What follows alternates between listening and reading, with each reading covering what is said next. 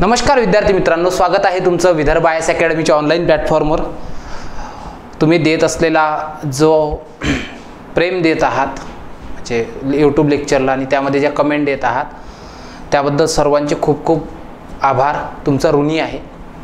आणि बऱ्याच लोकांनी कमेंट केल्या, पर्सनल इन्क्वायरी केल्या की सर हा जो सिलेबस आहे नगरपालिका कर निर्धारक व प्रशासकीय अधिकारी या संदर्भात हा सिलेबस आम्हाला डिकोड करून सांगा किंवा हा अभ्यासक्रम कुठून करायचा, ठीक आहे, ते मुद्दे कुठून वाचायचे आणि कशा पद्धतीने अभ्यास करायचा, त्याचे PYQचा वगैरे सोर्स काय असेल हे आम्हाला समजून सांगा। त्यासाठी काय आहे, तुमच्या रिक्वेस्टवरून एक स्पेशल लेक्चर मी घेऊन आलो आहे, ठीक आहे। तर चला सुरुवात करूया तुमच्या सिलेबस डिकोडला। एक लक्षात घ्यायचं की मी तुम्हाला आधी बोललो आहे की नगरपालिकेची भरती याला राज्य सेवा परीक्षा म्हणतात, लक्षात ठेवा।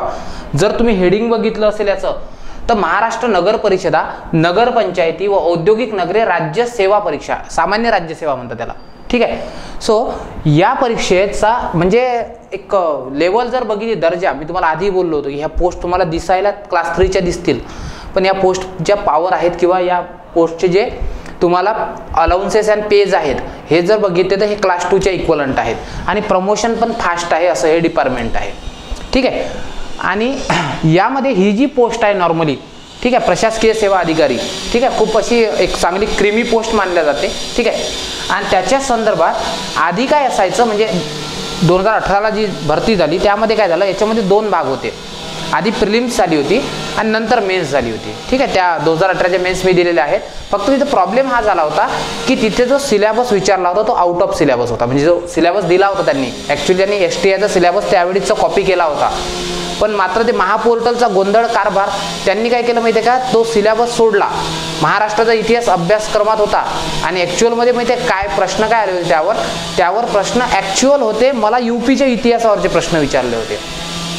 पण TCS तसं करत नाही, नॉर्मली जे तुमचं भरती प्राधिकरण असेल ती भरती प्राधिकरण याला सोडून जाणार नाही, ओके, एवढी काळजी पाळलेली आहे, ठीक आहे। चला तर आपण समजून घेऊया नेमका हा सिलेबस कसा करायचा। ॲक्च्युली बघा की यावेळी त्यांनी काय केलं, एका पेपरचे 2 पोर्शन दिले, म्हणजे एकाच पेपरमध्ये तुमचा एकच पेपर होणार आहे, म्हणजे प्रश्नपत्रिकांची संख्या 2 आहे, ठीक आहे। आणि पेपर 1 व पेपर 2 एकत्रित होणार आहे, म्हणजे असं समजून घ्या की दोन्ही पेपर एकाच पेपरमध्ये तुमचे होणार आहे, एकाच दिवशी एक्झाम होईल, ठीक आहे। त्यामध्ये काय केलं त्यांनी फ्रॅगमेंटेशन म्हणजे सेपरेशन बघा कसं केलं, मार्क्सचं डिवायडेशन। तर या ठिकाणी यांनी डिवायडेशन करताना कोणती काळजी घेतली आहे तर बघा, मराठी हा पोर्शन त्यांनी पहिला पेपर 1 दिला आहे। पेपर 1चं मार्किंग कसं केलं आहे बघा, लक्ष द्या। पेपर 1चं मार्किंग केलं त्यांनी मराठी, इंग्रजी, याला GK, ठीक आहे, इथं याला GK म्हणतात म्हणजे किंवा GS म्हणता तुम्ही, आणि बौद्धिक चाचणी असं सिलेबस दिलाय। आणि दर्जा बघा, याचा दर्जा 12वी आहे, याचा पण दर्जा 12वी आहे, म्हणजे लक्षात घ्यायचं की जिथे दर्जा 12वी दिला असतो, कारण की यांनी काय केलंय, ॲज इट इज जी राज्यसेवा आहे, मूळची राज्यसेवा MPSCची, त्याला कॉपी करण्याचा प्रयत्न केलाय, ओके। आणि इथे दर्जा हा 12वीचा दर्जा आहे आणि इंग्रजीचा दर्जा पण 12वी आहे, सो ॲडव्हान्स लेवलचं इथं येणार नाही, ठीक आहे। म्हणजे असं नाही की इंग्लिश एकदम सोपं येईल, मराठी एकदम सोपं येईल, पण इतक्या मोठ्या प्रमाणात नाही। आणि तुम्ही यांच्या जर प्रश्नपत्रिका बघितल्या, 15 जर प्रश्न असतील तर नॉर्मली 6 ते 7 प्रश्न हे यांचे होक्याबरोबर येतात, ठीक आहे। इथं वाक्प्रचार असतील, म्हणी असतील, यावर जास्त प्रश्न येताना दिसतात। सो इन जनरल तुम्ही या मराठीसाठी मोरा वाडिंबीचं पुस्तक वाचलं आणि इंग्रजीसाठी तुम्ही काय केलं की MJ शेख सरांचं पुस्तक असेल किंवा मार्केटमध्ये कोणतंही इतर एक पुस्तक असेल, हे जर वाचलं तर बऱ्यापैकी मार्क्स कव्हर होतात।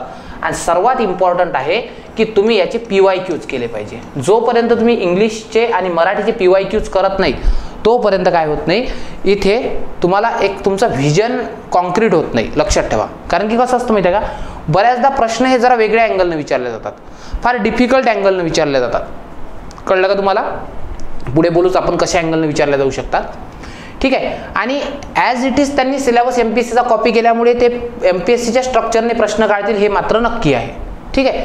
सो पण प्रश्न संख्या जरी 15 असली तर 2 गुणांचा एक प्रश्न असल्यामुळे याला 30-60 मार्क्स आहेत, म्हणजे जवळपास तुमचे 60 मार्क्स। आणि एक लक्षात ठेवायचे, लँग्वेजमध्ये मुलं पैकीच्या पैकी मार्क्स कव्हर करतात, कारण की एक लक्षात ठेवा, सर्व मुलांनी हातचं सोडून आता ते म्हणजे इतर परीक्षेच्या हातचं सोडून ते नगरपालिकेच्या मागे लागले आहेत, ज्यांनी राज्यसेवा दिली आहे ते लोक पण।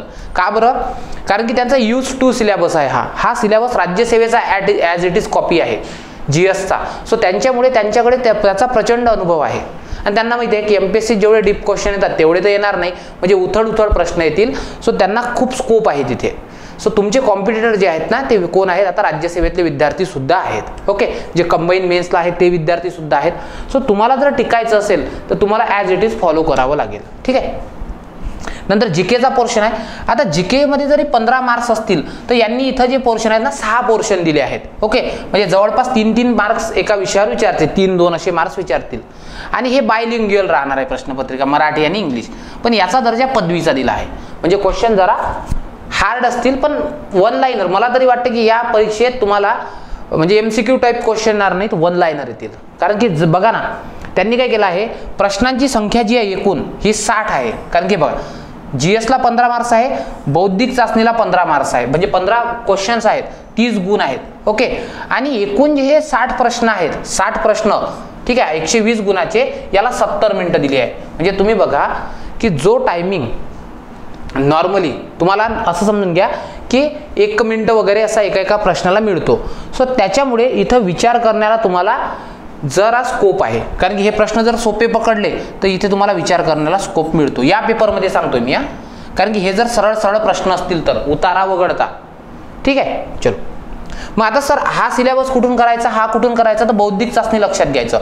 बौद्धिक चाचणीचा सिलेबस जेव्हा खाली बघू तेव्हा मी तुम्हाला सांगतो. हे जरा पेपर 1चं स्वरूप. मग पेपर 1 मध्ये काय आहे, 15 क्वेश्चन इंग्लिशचे येतील, 15 मराठीचे येतील, 15 जीकेचे येतील आणि 15 प्रश्न जे असतील ना ते तुमचे बौद्धिक क्षमतेचे येतील. ओके, आणि त्याला वेळ किती दिला आहे, त्याला 70 मिनिटं दिली आहेत. ओके, कदाचित हा पेपर सेक्शनल असेल. सेक्शनल म्हणजे काय, 70 मिनिटं या सेक्शनला आणि 50 मिनिटं दुसऱ्या सेक्शनला असे ते देतील. असं नाही आहे की 120 तुम्हाला मिनिटं दिले आहेत आणि 120 मिनिटात तुम्ही बाबा ह्याला जास्त वेळ द्या, याला कमी वेळ द्या, असं चालणार नाही असं मला वाटतं. त्यानंतर पेपर 2 आहे आणि पेपर 2 मध्ये त्यांनी प्रश्न संख्या 40 दिली आहे आणि 80 गुण आहेत. दर्जा काय दिलाय, पदवी दर्जा. म्हणजे हा 80 गुणांचा, हा 120 गुणांचा, हे 80 गुणांचा, 200 गुणांचा प्रश्न असेल. ठीक आहे, हे परीक्षा किती आहे, 200 गुणांची. आणि इथे 40 प्रश्नाला 50 मिनिटं दिला आहेत. म्हणजे जवळपास इथे पण 1 मिनिट तुम्हाला असा प्रकारे मिळतो, 1 मिनिट काही सेकंद वगैरे मिळतात. ठीक आहे, म्हणजेच तुमच्या एक लक्षात आलं की GSचा पोर्शन जर बघितला सर आम्ही, इंग्लिश आहे, मराठी आहे आणि मॅथ रिझनिंग आहे, याला 15-15 गुण आहेत. ठीक आहे, आणि जर आम्ही GS बघितलं तर GSला वर 15 आणि खाली 40, पेपर 2 मध्ये 40 असं जर तुम्ही बघितलं तर तुम्हाला एकूण 55 प्रश्न दिसतील. म्हणजे 110 गुणांचं वेटेज कशाला आहे, GSला तुम्हाला दिसतं. ठीक आहे, आणि सर्वात महत्त्वाचं म्हणजे GS जरी तुम्हाला असं दिसत असलं तरी ओव्हरलॅपिंग मुद्दे आहेत. ओव्हरलॅपिंग म्हणजे काय की जे वरच्या GS मध्ये आहे ते खालच्या GS मध्ये आहे. सो खालचा जरी सिलेबस तुम्ही कव्हर केला पेपर 2चा तरी तुमचा पेपर 1 हा ऑलमोस्ट कव्हर होतो, लक्षात ठेवा. ठीक आहे, कुठून करायचा, काय करायचा, काय संदर्भ ग्रंथ वाचायचे हे आपण बोलतोय. ओके, सिलेबस थोडासा वास्ट आहे, लक्षात ठेवा फक्त. आता बघा त्यांनी सांगितलं की नेगेटिव्ह मार्किंग आहे, म्हणजे 25 1/4 म्हणजे समजा फॉर एक्झाम्पल तुम्ही 50 प्रश्न सोडवले, 50 पैकी तुमचे 40 बरोबर आहेत आणि 10 मायनस आहेत. ठीक आहे, 10 चुकीचे आहेत, 10. तर काय होईल, नॉर्मली ह्या 10 भागेला 4 होईल. ओके, आणि समजा मग इथे काय 2.5 तुमचे काय असतील, 2.5 गुण जे असतील, म्हणजे असं समजून घ्या तुमचे 2.5 प्रश्न चुकले. ठीक आहे, आणि त्या मानानं गुण मायनस होतील. ओके, हां, म्हणजे एक प्रश्न चुकला तुमचा तर 1.25 मार्क्स जातील. कसे 1.25 मार्क्स, 1 मार्क्स मूळचा प्रश्नाचा, बघा लक्ष द्या, म्हणजे 2 मार्क्सचा प्रश्न आहे तर एक प्रश्न चुकला तर 2 मार्क्स तर ते जातीलच, जे तुम्हाला मिळायला पाहिजे होते. सोबतच 1/4 येतोय म्हणजे 0.50 हे पण, असे 2.5 मार्क्सचा तुमचा लॉस असेल. म्हणून तुम्हाला अटेम्प्ट करताना पण काळजी घ्यावी लागेल. असं नाही की बाकी परीक्षांसारखं तलाठी वगैरे सर्व सोडून आले असं चालणार नाही. ठीक आहे, चलो. आता बघा, आता आपण पहिल्यांदा डिकोड करतोय तो म्हणजे मराठीचा सिलेबस. आणि मराठीचा सिलेबस ॲज इट इज कंबाईनला असतो तसा दिलाय की सर्वसामान्य शब्दसंग्रह, वाक्यरचना, व्याकरण, म्हणी, वाक्यप्रचार, अर्थ, उपयोग, तसेच ठीक आहे, तसेच उतार्यावरील प्रश्नांची उत्तरे. म्हणजे नॉर्मली ते उतारा देतील हे तर नक्की झालं आहे. ओके, उतारा देतील आणि 10 प्रश्न विचारतील. सो त्याच्यामुळे हा जो पोर्शन आहे हा पोर्शन तुम्ही PYQ मधून करणं महत्त्वाचं आहे. जर एक लक्षात घ्या, अभ्यासाची एक दुसरी पद्धत असते, त्याला म्हणतात रिव्हर्स मेकॅनिझम. ठीक आहे. नॉर्मली काय करतात की आता तुम्ही सर्व लोक MPSC वगैरे करतात. ठीक आहे. तुम्हाला माहिती आहे एक रिव्हर्स स्टडी नावाचा रिव्हर्स मेकॅनिझम असतं किंवा रिव्हर्स इंजिनिअरिंग मेथड असते, ज्यामध्ये आपण काय करतो, सुरुवातीला PYQ बघतो आणि PYQ बघितल्यानंतर टॉपिक कसा वाचायचा हे समजतं. PYQ बघायचे, टॉपिक वाचायचा आणि नंतर परत PYQ सॉल्व्ह करायचे. म्हणजे यानं काय होतं की आधीच PYQ बघितले की तुम्हाला समजतं की टॉपिकमध्ये नेमकं काय वाचायचं आहे आणि नंतर PYQ सोडवले की समजतं की आपल्या डोक्यात तो टॉपिक गेला की नाही. सो हा सर्वात बेस्ट अप्रोच असतो. म्हणून मी तुम्हाला सांगितलं की तुम्ही जर इंग्लिश मराठीची PYQ वर कमांड आणत असाल तर फार जरा फायदा होईल तुमचा. नाही तर काय होत असतं नॉर्मली बघा की आता फॉर एक्झाम्पल मी तुम्हाला सांगतो, एक प्रश्न विचारला होता आयोगाने STA ला, व्यवस्थित समजून घ्या फक्त, म्हणजे नेमकं तुमचे व्हिजन का महत्त्वाचे असावे लागतात हे सांगतो. समजा आता एक प्रश्न आहे. ठीक आहे. मी जसाच्या तसा विचारत नाही, फक्त थोडासा काय करतो, क्वेश्चन टॅग. तुम्हाला काय विचारलं होतं की कोणते विधान करेक्ट आहे. ठीक आहे.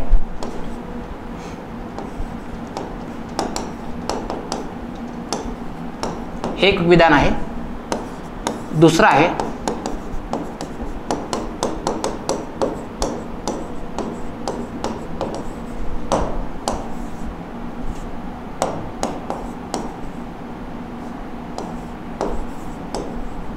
बघा STA चा प्रश्न आहे की कोणतं विधान बरोबर आहे. ओके. हे बघा, I am a boy, aren't I. ठीक आहे. आणि Hari likes a novel, do you. ठीक आहे. मग आता याच्यात चुकीचं कोणतं आहे मला सांगा बरं. जर तुम्हाला विचारलं की सर यातलं चुकीचं कोणतं, तुम्ही काय म्हणाल, सर दोन्ही विधान चुकीचे आहेत. तर लक्षात ठेवायचं की नॉर्मली ॲमचं आरंट होते सर असं आम्ही शिकलोय. ओके. आरंट आहे, पण लक्षात ठेवायचं ओल्ड इंग्लिशमध्ये आरंटला एनंट पण म्हणतात. सो हे विधान बरोबर आहे. ठीक आहे. आणि दुसरं विधान की हरी लाईक्स अ नॉवेल, हे बघा त्यानं काय आधी तुमचा माइंडसेट कव्हरअप केला, माइंडसेट सेट केला की हा क्वेश्चन टॅगवरचा प्रश्न आहे. दुसरा प्रश्न बघा त्यानं काय विचारला की हरी लाईक्स अ नॉवेल. ठीक आहे. आणि इथं बघा काय दिला, इथं फुल स्टॉप दिला आणि हे फुल स्टॉप दिलं की इथून होते दुसरं वाक्य चालू. म्हणजे ऍक्च्युअल मध्ये हा क्वेश्चन टॅगचा प्रश्न नाही, त्याला तुमचं ऑब्झर्वेशन बघायचं होतं. तुम्हाला समजतं का? कारण की क्वेश्चन टॅगचं कन्स्ट्रक्शन कसं असतं, subject plus verb plus object, नंतर असतो कॉमा, नंतर काय असतो कॉमा, नंतर काय असतं स्मॉल लेटर मध्ये ऑक्झिलरी वर्ब आणि सब्जेक्टची सब्जेक्टिव्ह केस, सब्जेक्टची सब्जेक्टिव्ह प्रोनाउन केस. ठीक आहे. असं राहतं शेवटी क्वेश्चन टॅग येतं. ओके. आणि इथं काय विचारलं, हरी लाईक्स अ नॉवेल, हे एक वेगळं वाक्य आणि हे एक वेगळं वाक्य. मुलांनी काय केलं, हे वाक्य चुकीचं दिलं. नाही, चुकीचं नाही बाबा. या वाक्याचा अर्थ काय होते की फॉर एक्झाम्पल मी तुम्हाला विचारतोय, मी सांगतोय हरीला नॉवेल्स आवडतात, तुला आवडतात का? मला सांगा हे चुकीचं वाक्य आहे का? नाही, कारण की इथं फुल स्टॉप आहे आणि दुसऱ्या वाक्याची सुरुवात काय झाली, कॅपिटल लेटरनं झाली. आता हे तुम्हाला कधी कळेल की ज्या वेळेस तुम्ही काय कराल, PYQचा चांगला अभ्यास कराल. कळतंय का तुम्हाला? सो सर्वात इम्पॉर्टंट आहे ओकॅब फार महत्वाची आहे. सर ओकॅब कुठून करायची, तर ओकॅब करायची SP बक्षी सरांच्या पुस्तकातून. सर्वात बेस्ट पुस्तक आहे. ठीक आहे. टेलिग्राम मध्ये जायचं, टेलिग्राम मध्ये सर्च मध्ये काय करायचं, SP बक्षी याची नोट्स जरी तुम्ही बघितलं तर तुम्हाला सहज नोट्स मिळून जाते. ठीक आहे. आणि तिथून चांगल्या प्रकारे तुमची ओकॅब होऊ शकते. आणि ओकॅब करताना काय करायचं, रूट वरून करायचं. म्हणजे रूट वर्ब्स असतात, त्या रूट वरून तुम्हाला चांगल्या प्रकारे करता येतं. म्हणजे मला तुम्हाला एवढंच सांगायचं आहे की अभ्यास करत असताना इंग्लिश मराठीचा PYQ वर जास्त लक्ष द्या. म्हणजे अभ्यासाचं मिनिमायझेशन होईल. वेळ कमी आहे तुमच्याकडे आणि कमी वेळात तुम्ही काय करू शकता, तिथपर्यंत पोहोचू शकता. आणि पेपर प्रॅक्टिस खूप करा, खूप पेपर प्रॅक्टिस लागेल. ठीक आहे. पेपर प्रॅक्टिससाठी काय करायचं की विदर्भ IAS अकॅडमीने काय केलं आहे, तुमच्यासाठी कर निर्धारक आणि प्रशासकीय सेवा अधिकाऱ्यासाठी टेस्ट सिरीज लॉन्च केली आहे. ठीक आहे. आणि या टेस्ट सिरीज अंतर्गत तुमचे पेपर्स आहेत, त्या पेपर्समध्ये जसा जो पॅटर्न राहील तुमच्या परीक्षेचा त्याप्रमाणे पेपर सेट केले आहेत आणि त्याचं एक्सप्लेनेशन दिलं आहे टीमने. ठीक आहे. आणि त्यावरून तुमचा ऑलमोस्ट काय होईल, जवळपास तुमचा सिलेबस कव्हरअप होईल. ओके. अशा प्रकारे. ठीक आहे. चालो. किंवा मग कोणाला बॅच जॉईन करायची असतील तर आपण या विषयासाठी स्पेशल ऑनलाईन बॅच पण कंडक्ट केली आहे, ज्याच्यामध्ये जो ओरिएंटेड टॉपिक्स आहेत ते तुमच्यासाठी अवेलेबल करून दिलेले आहेत. ओके. चलो. हां. आणि काही अडचण असली तर कॉल करायचा अकॅडमीला, जेणेकरून आमची टेक्निकल टीम तुम्हाला सपोर्ट करेल. आता बघा, हा आहे इंग्लिशचा सिलेबस. इंग्लिशमध्ये कॉमन ओकॅब्युलरी दिली आहे, जी SP बक्षी सरांच्या पुस्तकातून करायची आहे. मराठी कुठून करायचं आहे? मराठी PYQ करायचे आहेत, जे सगळे कंबाईन राज्यसेवेला होते ते. आणि दुसरी गोष्ट आणखी मोरा वाडिंबे सरांच्या पुस्तकातून. बाकी पुस्तकं मला तरी वाटते तुम्ही वाचू नये. ठीक आहे. इंग्रजी आहे, कॉमन ओकॅब करायची SP बक्षी सरांच्या पुस्तकातून, कारण की जर रूट्स दिले आहेत, रूट वर्डवरून चांगल्या प्रकारे होतं. ठीक आहे. त्याच्यानंतर sentence structure, grammar, letter and email writing uses. आता बघा, हे बघा, लेटर अँड ईमेल रायटिंग. आता नॉर्मली तुम्हाला काय करतील, लेटर अँड ईमेल रायटिंग आहे ना, हा पोर्शन तुम्ही काय करा, यूट्यूबवरून कोणाचं एखादं लेक्चर करा की 12वीला नेमकं लेटर आणि इडियम रायटिंगचे काय असतात, म्हणजे CC म्हणजे काय, BCC म्हणजे काय, ठीक आहे, तो फॉर्मॅट काय असतो, हे सगळे तुम्ही करून घ्यायचं. कारण की आपल्याला वर्ड टू वर्ड काय करायचं आहे, सिलेबस. बरेच सारे यूट्यूबवर काय करतात, 12वीला शिकवतात स्टेट बोर्डला. सो त्यांनी लेटर आणि ईमेल रायटिंग आणि 12 HSC असं केलं तुम्ही की तुम्हाला चांगल्या प्रकारे येऊन जातं. ठीक आहे. आणि एक उतारा पण येणार आहे, कॉम्प्रहेन्शन अँड पॅसेज येणार आहे. ठीक आहे, कळलं का?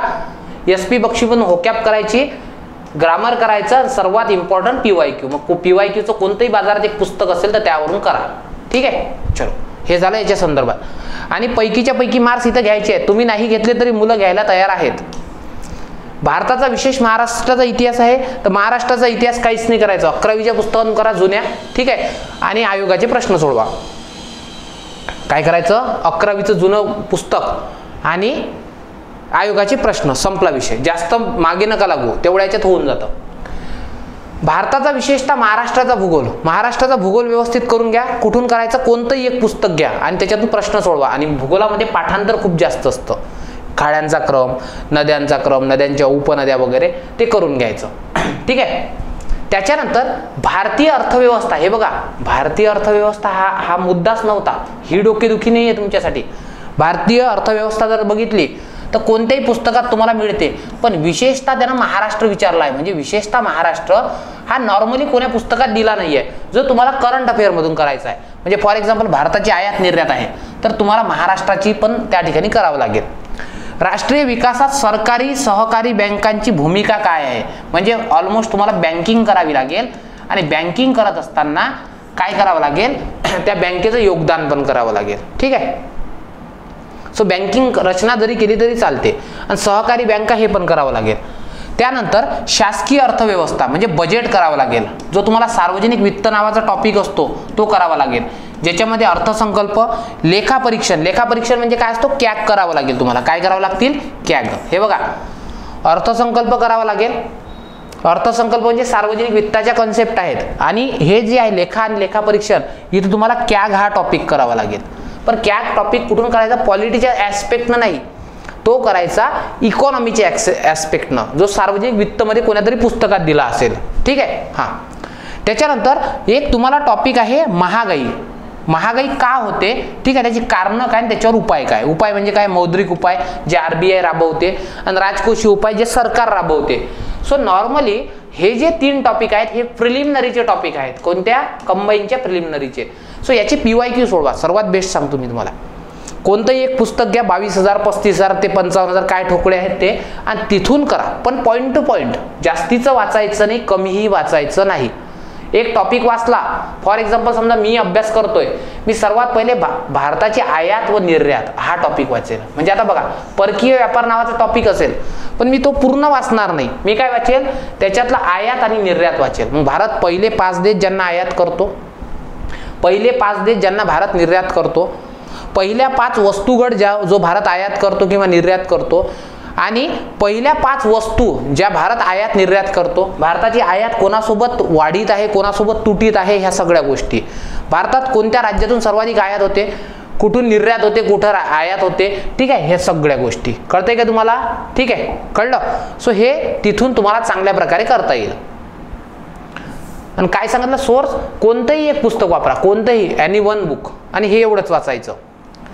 नंतर आहे हे बघा, हा सिलेबस डिफाईन करताना थोडासा घोळ झालाय बरं.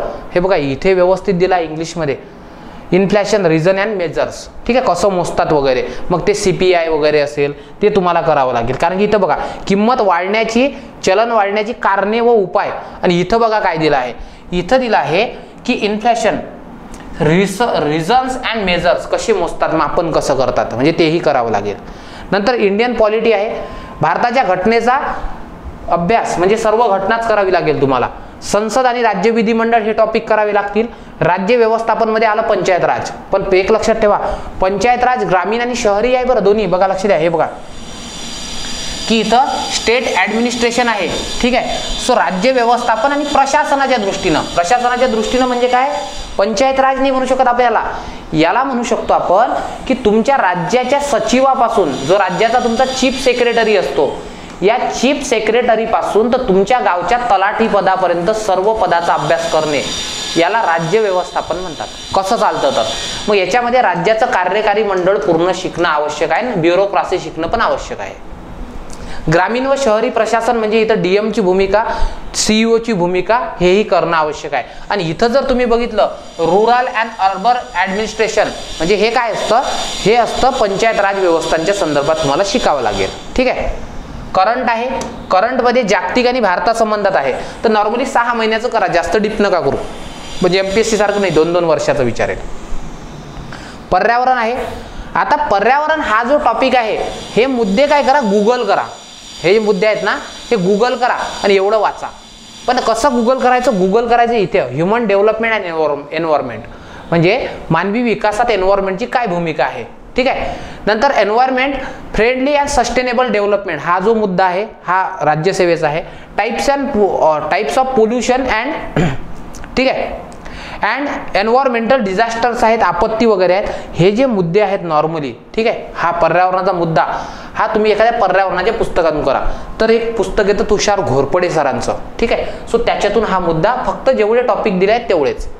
वनांचा अहवाल विचारतात, वनसंधारण वगैरे हे करावं लागेल, ठीक आहे. आणि बुद्धिमापन मध्ये काय आहे, बुद्धिमापन मध्ये अंकगणित आहे, ठीक आहे. हे बघा अंकगणित दिलं आहे आणि इथे बघा की तुम्हाला ना न्यूमेरिकल ॲबिलिटी दिली आहे, पण इथं रिझनिंगचा तुम्हाला उल्लेख केलेला दिसत नाही. सो रिझनिंगवर प्रश्न येतील की नाही याच्याबद्दल आपल्याला नक्की सांगता येत नाही. कळलं, हा झाला पेपर 1. जेवढे टॉपिक दिले आहेत तेवढे करायचे, इत्यादी मध्ये बाकी गोष्टी येतातच. मग आता बघा, आता आपण येतोय, हे बघा जे वर शिकलो ना ते वरचं वाचायची गरज नाही, ऑलमोस्ट खालच्या सिलेबस मध्ये ते कव्हर केलं आहे पेपर 2 मध्ये. बघा आता इथं काय दिलं आहे, इथं दिला आहे भूगोलाचा सिलेबस, ठीक आहे. महाराष्ट्राचा रचनात्मक भूगोल म्हणजे फिजिकल जिओग्राफी, कोकण काय आहे, पठारी प्रदेश काय आहे, सह्याद्री काय आहे ते. मुख्य रचनात्मक विभाग म्हणजे तेच, ठीक आहे. हवामान हा टॉपिक करावा लागेल, सर्वाधिक पाऊस कुठं पडतं, सर्वात अवर्षणग्रस्त प्रदेश कुठं येतं, सरासरी पर्जन्य किती आहे, पावसाचे दिवस किती, कमाल तापमान किती, किमान तापमान किती, ह्या सगळ्या गोष्टी. त्यानंतर पर्जन्यमान व तापमान, ठीक आहे, तेच हवामानाचा सब टॉपिकच आहे. त्याच्यानंतर पर्जन्यातील विभागवार बदल म्हणजे काय, जर समजा महाराष्ट्र तुम्ही बघितला तर या महाराष्ट्रामध्ये पर्जन्य कसं पडतं. आता पूर्व विदर्भ आहे तर पूर्व विदर्भामध्ये नॉर्मली 100 ते 150 सेंटीमीटर पाऊस पडतो.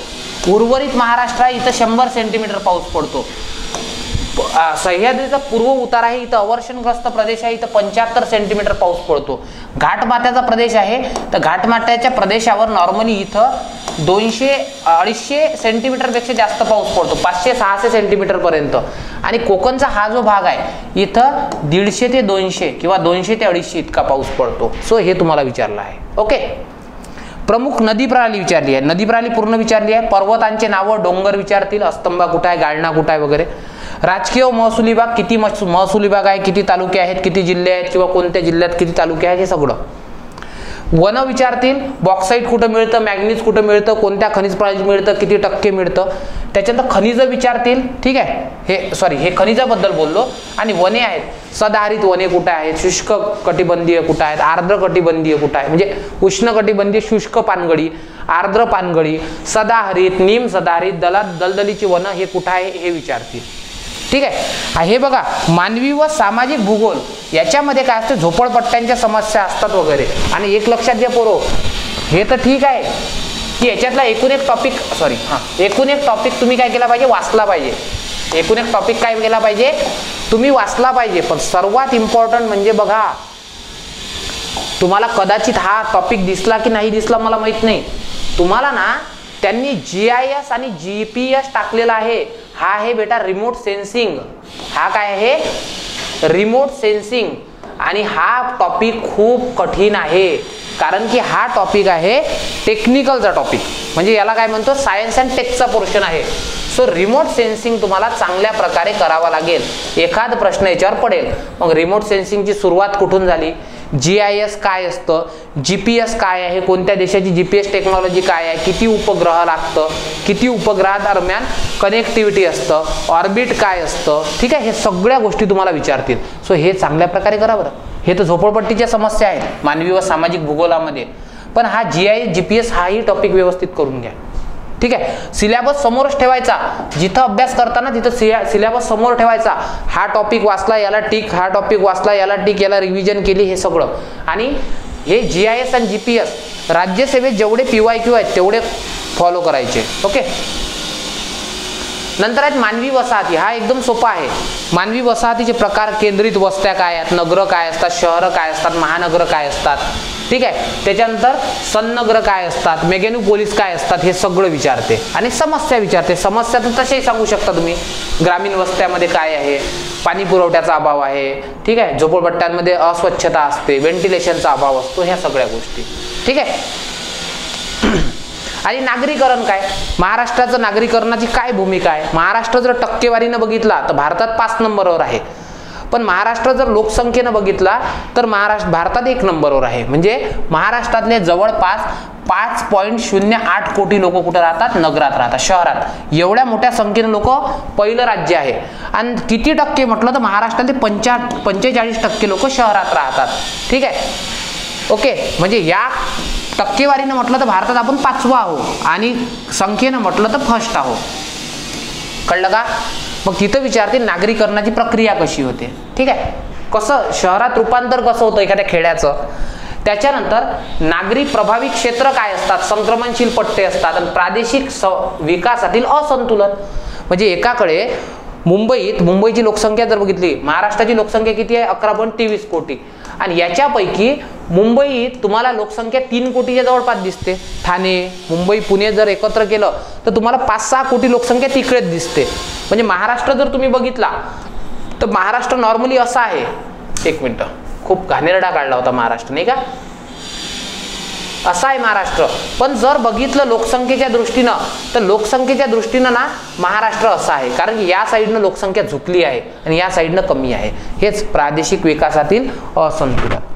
ठीक आहे. हा, आता मी इथं जास्त बोलणार नाही या लेक्चरमध्ये, फक्त मी तुम्हाला सिलेबस डिकोड करून देतोय कमी शब्दात. ठीक आहे. हा, त्याच्यामुळे मी इतर गोष्टी बोलणार नाही. नंबर नेक्स्ट काय म्हणतो की पर्यटन. मग पर्यटनामध्ये काय असतं की महाराष्ट्रात जे पर्यटन होतं त्याचं प्रमुख जनक कोण आहे, कृषी पर्यटन काय असतं, आणि सांस्कृतिक वारसा. मग तुम्हाला दर्गे विचारला जातं, कुठे कोणता दर्गा आहे, कुठे कोणता पिकनिक स्पॉट आहे हे विचारलं जातं. आणि महाराष्ट्र MTDCची स्थापना वगैरे कधी झाली, पर्यावरणाच्या संदर्भात कोणत्या गोष्टी काम करतात, सगळं इथं आहे. ठीक आहे. त्याच्यानंतर आहे महाराष्ट्राचा इतिहास. आता एक लक्षात ठेवा, महाराष्ट्राचा इतिहास आहे फक्त, महाराष्ट्राचा. समजलं का तुम्हाला. पण एक लक्षात ठेवा पोरो, हा सिलेबस तर बघा किती वास्ट आहे. तर सर्वात पहिले सामाजिक व आर्थिक जागृती महाराष्ट्राची. बरं, फक्त महाराष्ट्रात 1857चा उठाव झाला, त्याच्यात महाराष्ट्राचं योगदान काय होतं. ठीक आहे.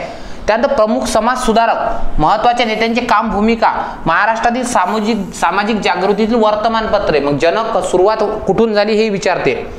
शिक्षणाचा महाराष्ट्रावर काय परिणाम झाला. मग तुम्हाला बॉम्बे नेटिव्ह एज्युकेशन सोसायटी पासून तर रयत शिक्षण संस्थेपर्यंत, श्री शिवाजी शिक्षण संस्थेपर्यंत सगळं विचारेल. स्वातंत्र्यपूर्व काळातील व इतर समकालीन चळवळी, राष्ट्रीय चळवळी म्हणजे असहकार चळवळ असेल, चले जावची चळवळ असेल, सविनय कायदेभंग असेल, हे. आणि त्याच्यात महाराष्ट्राचं योगदान मग विचारतात. मिठाचा सत्याग्रह कुठं झाला, ठीक आहे, दहीहंड्याचा सत्याग्रह कुठे झाला, चिमूरचा लढा विचारतील. ओके. आणि संयुक्त महाराष्ट्राची चळवळ. मी तुम्हाला एक सर्वात बेस्ट पुस्तक सजेस्ट करतो, 11वीचं जुनं. बस सगळ्याच्या सगळा सिलेबस कव्हर होतो. ठीक आहे. कळलं का. आणि त्याच्या बाहेर एकही प्रश्न येणार नाही. नंबर नेक्स्ट भारतीय राज्यघटना. आता भारतीय राज्यघटना इथं इलॅबोरेट करून दिली आहे की घटनेची निर्मिती म्हणजे पहिला चॅप्टर, पहिली सभा कधी भरली, दुसरी, कोणत्या समितीचं कोण अध्यक्ष आहे ते, घटनेच्या प्रस्तावने मागची भूमिका म्हणजे सरनामा वाचा. ठीक आहे. स्वातंत्र्य, समता, बंधुता, ठीक आहे, एकता, एकात्मता, सरनामा, घटनेतील महत्वाची कलम. हे बघा इथं मराठीत सिलेबस नाही, इथं व्यवस्थित चांगल्या प्रकारे केला आहे. ठीक आहे. नंतर ठळक वैशिष्ट्य, घटनेची वैशिष्ट्य, कसं आहे, अर्धसंघराज्य का म्हटलं, निमसंघराज्य का म्हटलं, एकात्मिकतेकडे झुकाव का म्हटलं, ह्या सगळ्या गोष्टी. त्यानंतर केंद्र राज्य संबंध 11वा आणि 12वा भाग, मूलभूत हक्क 3रा भाग, कर्तव्य 4A, DPSP 4था भाग, नवे. आता हे बघा रे पोरो, नव शैक्षणिक धोरण, न्यू एज्युकेशन पॉलिसी इथे टाकली बरं. कुठे गेली हे बघा, directive principle of state policies आणि एज्युकेशन, त्याच्यामधला एज्युकेशन मुद्दा NEP करणं आवश्यक आहे. ठीक आहे. त्यानंतर राज्यपाल, मुख्यमंत्री, मंत्रिमंडळ आणि त्यांच्या भूमिका, म्हणजे 3 टॉपिक वाचले तरी चालते. अधिकार, कार्य, राज्य विधिमंडळामध्ये ह्या ज्या समित्या असतात, विधी समित्या, हे बघा हे ट्रान्सलेशन लय चुकीचं केलं यांनी, लॉ कमिटीज केलं. ऍक्च्युअल मध्ये लॉ कमिटीज नसतात, ह्या पार्लियामेंटरी कमिटीज असतात. विधी समित्या म्हणजे काय की वेगवेगळ्या समिती स्तरावर विधिमंडळ काम करतो. म्हणजे लोक अंदाज समिती आहे, ते लोकलेखा समिती आहे, ते असतं ना तशा प्रकारे. ठीक आहे. पण हे राज्यातलं. ओके. पंचायत राज समिती आहे, अशा समित्या. आता बघा हे आहे राजकीय यंत्रणा. राजकीय यंत्रणेमध्ये तुम्हाला काय करावं लागतं, केंद्रीय विधिमंडळ म्हणजे याच्यामध्ये तुम्हाला कार्यकारी मंडळ आणि राज्याचं कार्यकारी मंडळ, केंद्राचं कार्यकारी मंडळ, केंद्राचं राज्याचं कार्यकारी मंडळ आणि सोबतच तुम्हाला काय करावं लागतं, विधिमंडळ पण करावं लागतं. म्हणजे संसद टॉपिक, राज्य विधिमंडळ टॉपिक, राज्यपाल, मुख्यमंत्री, कॅबिनेट, केंद्रीय सचिवालय, राज्याचं सचिवालय, हे सगळ्या गोष्टी कराव्या लागतील. ठीक आहे. नंतर आहे जिल्हा प्रशासन, ग्रामीण व स्थानिक शासन, म्हणजे हे लक्षात घ्यायचं की याच्यात पंचायत राज येतं, जिल्हा प्रशासन येतं. जिल्हा प्रशासनामध्ये तुम्हाला DM ची भूमिका, SDO ची भूमिका, तलाठ्याची भूमिका. ठीक आहे. विभाग काय असते, महसुली विभाग काय असतात.